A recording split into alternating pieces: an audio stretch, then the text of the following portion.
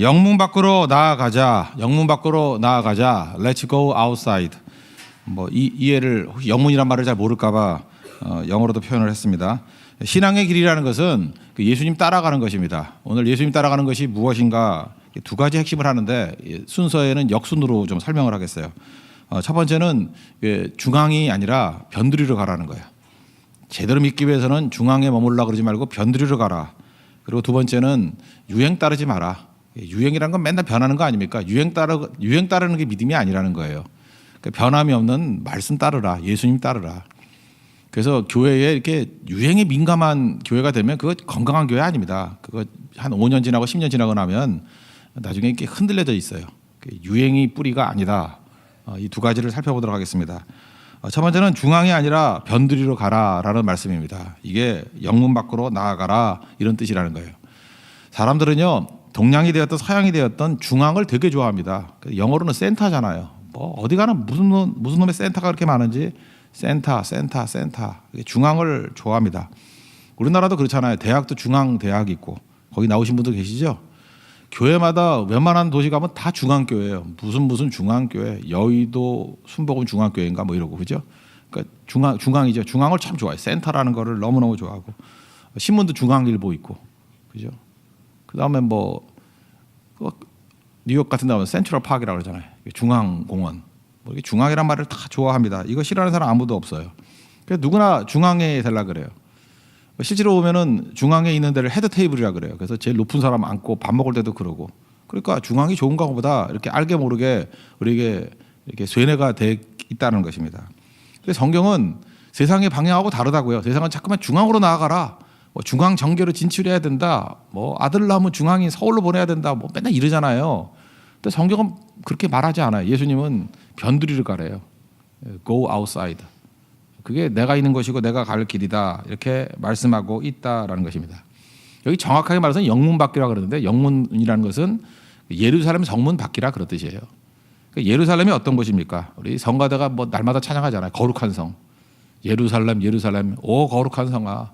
거룩한 성이고 영광이 가득한 성이고 하나님의 임재가 있는 성이고 그게 최고잖아요. 근데 예수님은 이 유대인들에게 충격적인 메시지라고요.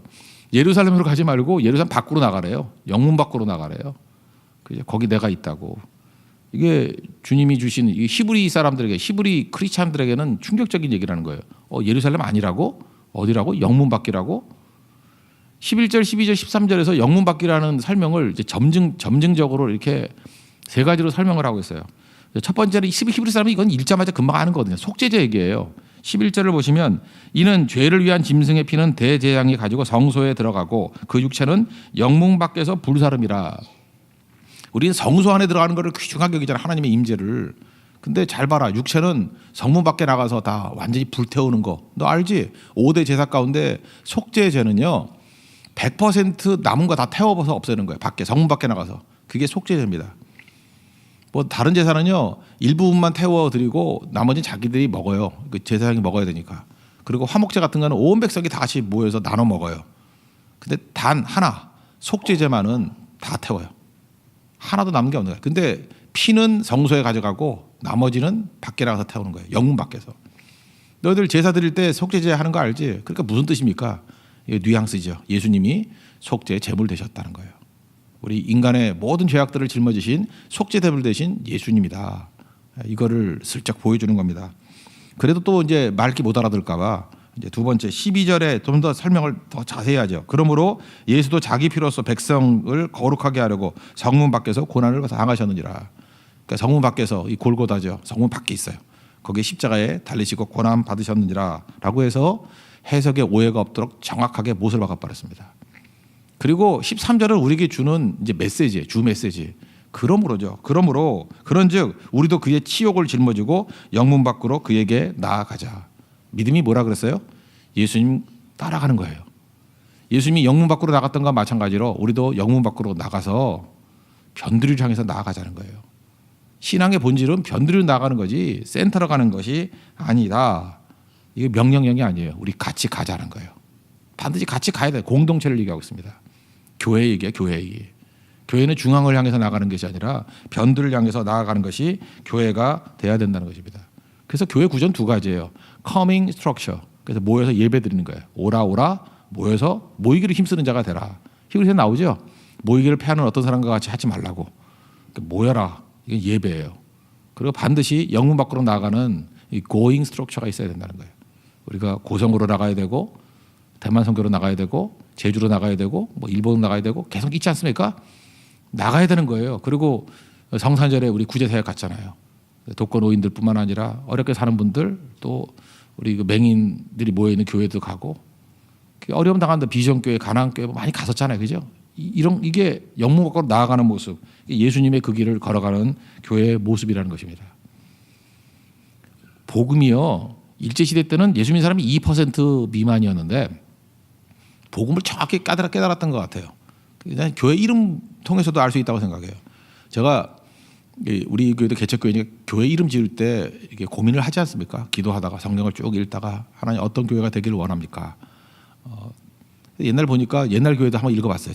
영문박 교회가 되게 많아요. 평양에도 있었고 뭐 신의주에도 있었고 뭐 다 있더라고. 영문박 교회는 우리 서울에도 몇 군데 있었어요. 영문박 교회. 그 되게 많더라고요. 또 하나가 뭐냐면 이거 영문이라는 게 이해가 안 돼요. 성문박 교회도 있어요. 성문박 교회. 영문, 성문. 또 그다음에 이렇게 4대문이 있는 도시들이 있잖아요. 그런 데는 서문박 교회 이런 게 있어요. 서문박 교회. 동문박 교회 그건 못 봤어요 아직. 서문에만 교회가 있는가 봐요. 서문박 교회 있고 이렇게 문 밖에 있는 교회 이걸 굉장히 추구했다고요. 그러니까 복음이 뭔지를 명확히 한 거죠. 중앙이 아니라 변들을 향해서 나아가라. 뭐 이거 더 설명 안 해도 되겠죠. 변두리가 어디겠습니까? 굳이 설명 소외받는 곳이죠. 소외받는 곳. 비주류들, 변두리들, 자투리들. 그러니까 아둘람이 그런 거였잖아요. 아둘람의 본질이 뭐예요? 사무엘상 22장 보니까 이게 영문 밖에서 있는 사람들의 모인 거예요. 거기서 하나님의 능력이 나타나기 시작했죠. 예수님도 예루살렘에 태어날 듯한데 아니죠. 베들레헴은 작은 곳이에요. 영문 밖이에요. 그리고 애굽에서 돌아와가지고 잘하신 것도 어디예요? 나사렛. 그래서 이렇게 얘기하잖아요. 나다나엘이 나사렛에서 무슨 선한 것이 나겠느냐.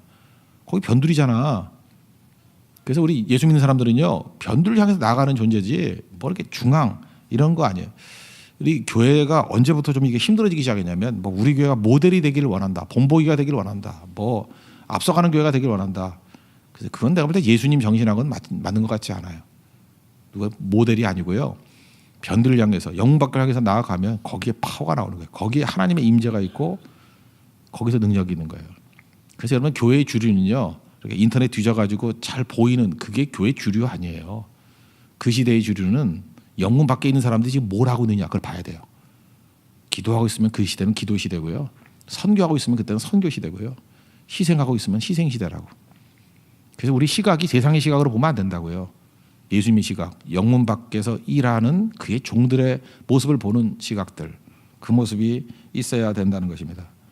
그러니까 여기는 어떤 곳이에요? 아무도 가지 않으려고 하는 곳이에요. 그러니까 여러분들이 예수를 잘 믿는 건 뭐냐면은 누구나 가려고 하는 거 있죠. 막 인기 좋은 곳, 그걸 웬만하면 피하는 게 좋아요. 그리고 누구도 가지 않으려고 하는 곳에 이상하게 사람이 모여들어. 그러면 그때는 그 영이 살아있는 교회예요.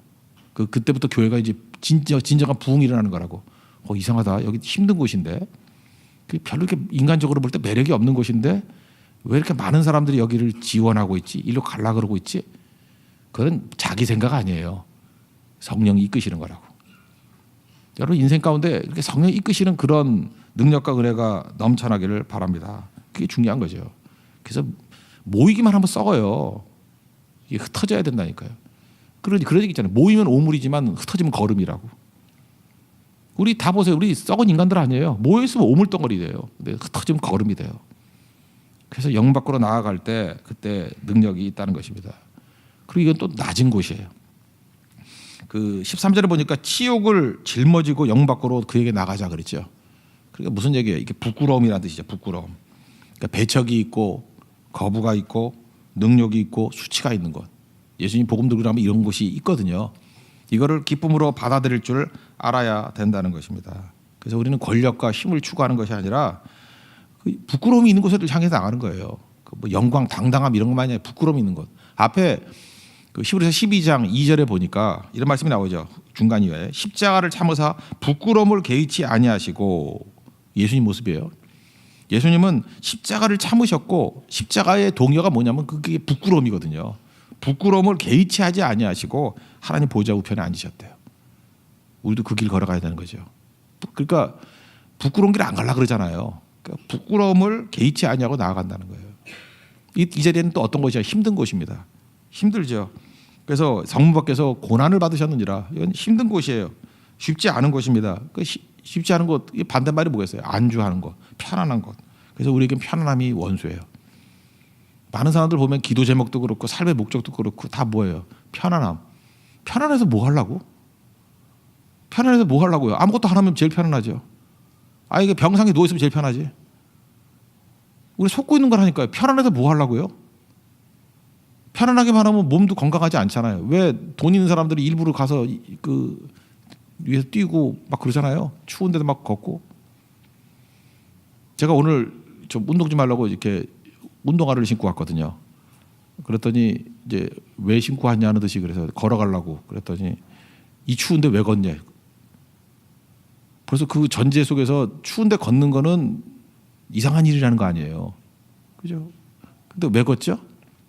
잘 살라고, 더 건강하게 잘 살라고, 더 복음 증거하는데 쓰임 받는데 지장이 없으려고 그런 거 아니에요? 잘 보세요. 우리가 뭐 나쁜 뜻으로 얘기한 건 아니지만 우리는 편안함이 좋다라는 묘한 생각을 가지고 있다. 편안하니까 맨날 저항력도 없어가지고 감기 걸리고 맨날 피피 쓰러지고 그러잖아요. 편안하면 우리 죽인다는 거 알잖아요. 자기는 힘들어가지고 지금 다 성공했으면 자녀들을 왜 편안하게 만들어요? 그러니까 다 팔푼이를 만드는 거지. 왜 편안하게 만들어요? 사명자 만들어야지. 예수님이 똑같은 얘기를 하는 것입니다. 안주가 아니라 고난 받는 곳을 향해서 나아가라는 거예요. 그래서 여러분들 교회 이름이 뭐 성문박교회, 영문박교회가 안 되면 여러분 팀이라도 영문박 성교 그러면 이제 계속 이제 하나님 외곽으로 굴리시겠지만 그죠? 그거 되게 중요한 거예요. 그게 영광스러운 거죠. 이게 해석에 따라 틀린 거지. 이거 파이오니아가 아니에요. 개척자 아니에요. 개척자, 선구자. 그죠? 프론티어. 그런 인생들 사는 하나님의 종되길 바라요. 끊임없이 우리 스피릿이에요. 내 방향의 문제거든요. 내가 영문 밖을 향해서 나아가느냐 그럼 건강한 거예요. 근데 센터를 향해서 나아가느냐 병든 거예요. 그거는 뭐 대구 함대구의 문제가 아니라 분위기예요. 그런 분위기는 절대로 용납하지 마십시오. 그건 빨리 끊어야 될 분위기라는 것입니다. 우리 국가도 영문 밖을 향해서 나아가고 우리 교회 영문 밖을 향해서 예수님이 가신 그 길 걸어가고 우리 가정과 우리 개개인들은 정말 여러분들 클래스가 다른 성도가 되길 원해요. 예수님 기뻐하는 거기에 예수님 계신다니까요. 예수님 어디 계세요? 영문 밖에 계세요. 영문 밖 현장으로 나아가서 힘있게 쓰임받는 그래서 예수 잘 믿는 성도 되는 축복이 임하기를 바랍니다. 그다음에 또 한 가지 두 번째는 그 유행 따르지 말라는 거죠. 그 예수님에 대해서 설명하면서 우리도 예수님 따르는 자니까 예수님 같이 돼야 된다. 그런 메시지가 숨겨져 있잖아요. 13절을 보십시오. 예수 그리스도는 어제나 오늘이나 영원토록 동일하시느니라. 변함없다라는 거죠. 변화 없음의 가치를 말하고 있는 거죠. 그래서 우리가 성경을 읽을 때 이렇게 생각하면 돼요. 예수님이 그 아브라함 만난 얘기가 나오잖아요. 그러니까 하나님이 아브라함 만났잖아요. 그리고 아브라함이 했던 모든 일들에 대해서 저건 옛날 얘기야 이렇게 생각 안 해도 되고 그 하나님이 아브라함 다루시 누굴 다뤄요? 나를 다뤄요. 다윗 얘기를 살피고 있잖아요. 다윗에 있었던 모든 일들이 이건 다윗에게만 해당되는 일이야. 그게 아니라 다윗에다가 내 이름을 치환시켜도 똑같다라는 거예요. 왜 그게 가능할 수 있죠? 예수 그리스도는 어제나 오늘이나 영원토록 동일하시기 때문에. 그래서 성경에서 아브라함이 나오고 이삭이 나오고 야곱이 나오고 요셉이 나오는 이유가 뭐냐면 사람은 바뀌지 않았느냐. 그런데 하나님이 다루시는 방법은 항상 똑같죠. 그것도 메시지예요. 하나님은 어제나 오늘이나 영원토록 동일하시니라. 그래서 그걸 이렇게 시계열로 분석하면서 이렇게 시간적으로 분석하면서 그러므로 지금 나에게도 동일하게 일하시겠구나. 그리고 우리 예수님이 말씀하시니 찬양하잖아요. 물이 변화에 포도주 됐네. 지금도 가능하겠구나. 그 예수님이. 바디메오가 눈을 떴다. 가능하겠구나. 죽은 나사가 살아났구나. 그 예수님이 지금도 내 안에서 일하시면 가능하겠구나. 거친 파도가 잔잔해지는 거 가능하겠구나. 근거가 여기 있는 거예요. 그러므로 우리도 예수님을 따라간다 그러면 우리도 어떤 인생을 살아야 됩니까? 그래서 성실성이에요. 예수 잘 믿는 건 성실성이에요. 언제나 그 자리에 있는 거. 그 자리에 가면 그 사람이 있더라. 성실성의 반대가 뭐죠? 그게 유행이거든요. 9절을 보면은 여러 가지 다른 교훈에 끌리지 말라. 그래서 안 될 녀석들은 특징이 뭐냐면 맨날 교회 안에서 이렇게 말씀도 많고 한데 뭐 교회 밖에 이단들이 그게 다 빠지는 거지. 그러니까 무슨 뭐 성경 공부 가자, 뭐 어디 좋은 거 있다, 뭐 이런 사람들 보면은 그거는 피가 이단의 피가 흐르고 있어서 그래요. 그건 뭐냐면 귀가 가려가지고 뭘 잠깐 하려고 자아가 강해서 그래. 내가 뭘 하겠다고. 그냥 주님 말씀하시면 따라가겠습니다. 이런 모습이 있어야 되는데 이런 사람의 특징은 유행에 민감해요. 그래서 교회도 보세요. 90년대 심리학 얼마나 했어요, 그죠? 그래서 뭐 전부 다 뭐 젊은 애들, 특히 여자분들 중에 많았죠. 장래희망이 뭐야? 그러면 상담심리 뭐 이랬다고. 그래서 제가 그랬다고요. 야, 교회에서 상담심리 해가지고 먹고 살라 그러면 큰 교회에서 한 명이나 채용할 수 있겠느냐? 그렇게 많이 공부해가지고 다 뭐 먹고 사니? 네, 그랬어요. 지금 그거 듣고 있는 분들이 50대에 많을 거예요. 그걸로 먹고 사는 사람 없어요, 거의. 그 유행이거든, 유행. 그죠? 그 뭐 유행 따라가지고 뭐 그러고. 뭐 한동안은 뭐 또 뭐 여러 가지 유행이 많았어요. 뭐 교회 세미나 운동이잖아, 세미나. 참 묘해요. 그 세미나 이렇게 해서 모이면요, 그 세미나 하는 교회만 부흥해. 온 사람들이 다 희생해가지고. 그런 거 너무 좋아하지 말아요. 세미나 따라다니지 말고 세미나를 하십시오, 여러분들이. 그 하나님께 내게 주신 능력에 대해 간증하는 거죠. 그게 훨씬 더 중요한데. 그러니까 절대로 유행 따라가서는 안 된다는 것입니다. 변하지 않는 게 뭐예요? 그게 하나님 말씀이죠. 그래서 여러분들 이렇게 생각하면 돼요. 어디가 뭐 기발하다 그러면 되게 그게 건강하지 않은 거예요. 뭐 기발하다. 뭐 하나만 이게 한쪽만 무지하게 뭐 강조한다 그러면 그거 다 엉터리예요, 그런 거. 그냥 날마다 듣던 말씀 들었는데 그게 불이 붙는 거예요. 뭐 처음 듣는 얘기도 아니야. 다 하는 얘기 같은데 성령께서 이렇게 불을 붙여준 거예요. 그게 힘 있는 거죠. 이게 불이 붙으려고 그러면 어떻게 돼요? 꾸준함이 있어야 돼. 꾸준함이. 불씨가 불 붙었다고 다 되는 거 아니죠. 불씨도 불이죠. 근데 불씨잖아. 불길이 돼야죠. 그러면 계속해서 유지가 돼야 돼요. 공기도 유입이 되고 그럼 큰 불 돼버리잖아요. 그러니까 예수 그리스도의 모습, 변함없음. 어제나 오늘의 영원토록 동일하시니라. 우리에게도 그래서 시간의 테스팅이 필요한 겁니다. 그래서 우리 교회도 봐요. 한 5년쯤 지나니까 이제 가짜들 다 없어져 버리잖아. 이렇게 다 뭐 떠났다는 뜻이 아니라 이렇게 죽기도 하고 내 속에 있는 가짜됨 사라지고 진짜만 남잖아요. 왜? 진짜만 시간을 버티거든. 가짜는 이렇게 불타면 다 없어져 버려요. 시간이 지나면 변해. 그래서 변함없는 거를 상징하려고 바위도 사실 변하는데 금 뭐 이런 거를 묘사하잖아요. 그건 무슨 참 변함이 없는 가장 비슷한 걸 말하고 있는 거예요. 주님 변하지 않습니다. 그래서 사람의 기준을 두면 우리는 항상 변할 수밖에 없는데 그 예수님 따라가면 변함없는 능력이 임하게 된다는 것입니다. 그래서 예수님 따라가면 두 가지 길이 있다는 거예요. 하나는 변함없음의 길을 향해서 나가게 되고 예수님은 중앙이 아니라 변들을 향해서 나가게 된다. 그래서 교회는 예수님 따르는 무리들이죠. 그래서 교회는 어디로 가야 돼요? 언제나 영문 밖을 향해서 나가야 되고 교회는 언제나 변함없는 것을 향해서 나아가야 돼요. 변함없는 게 뭐예요? 예배, 기도, 말씀, 선교. 우리 BMW 그거잖아요. 그게 출애굽기 19장부터 나왔던 하나님의 꿈이에요. 우리는 내 꿈이 아니라 하나님의 꿈을 이루어드리는 교회가 돼야 된다고. 변함없습니다. 변함없어요. 어떤 형제가 그러더라고요. 제가 30살 때 썼던 책들이 있거든요. 뭐 마른 뼈도 살아날 수 있다. 뭐 파워 로마서 뭐 이런 걸 요즘에 읽는가 봐. 근데 저한테 그래요. 그 목사님이 30살 때 했던 설교나 지금이나 내용이 똑같아요. 그래요. 그래서 나 베낀 적 없는데 아니 그게 아니고 그러니까 뭐 믿는 바를 강조하는 바가 똑같대요. 제가 오히려 감사했어요. 난 그거 안 읽거든요. 제가 쓴 걸 제가 왜 읽겠어요. 미쳤어요. 내가 왜 읽어. 안 읽었는데 진짜 변화는 없는 것 같아요. 근데 변화 없는 이유가 뭘까요? 그게 변화없는 말씀이기 때문에 그래요. 만약 그때 유행에 뿌리를 뒀다 그러면 아 실수했는데 그때는 그게 유행이었어 그럴 거 아니에요. 그럼 여러분 인생을 유행에 걸리겠어요? 아니죠. 영원토록 변함없는 예수님께 두고 말씀에 둘 수 있는 그래서 예수님의 그 길을 걸어가는 예수 잘 믿는 성도 되기를 바랍니다. 그래서 세상의 길이 아니라 우리 예수님의 길을 따라가서 승리하는 하나님 백성 되기를 축원합니다. 모두 자리에서 일어나겠습니다. 주님 가신 길 다시 한번 찾읍시다. 그 길을 따라가야 됩니다. 주님 가신 길.